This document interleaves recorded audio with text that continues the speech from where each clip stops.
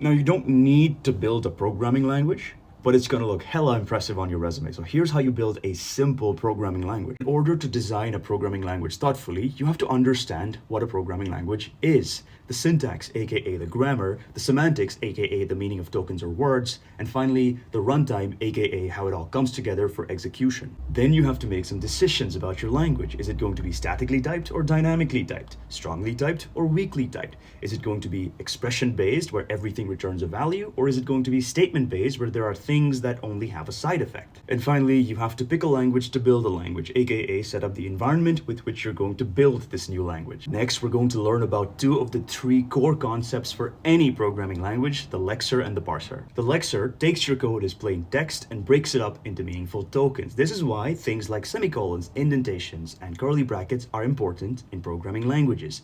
They help the lexer break up your code into meaningful tokens. You're going to have a lot of fun building the parser because it takes all those tokens and organizes them into this tree structure called the abstract syntax tree. The third key thing in any programming language is the interpreter. The interpreter takes that tree we created, traverses it to generate code that can be executed. And finally, we're going to make our language usable. We're going to add features like data types and functions, and we're going to add a CLI that lets users interactively run their code.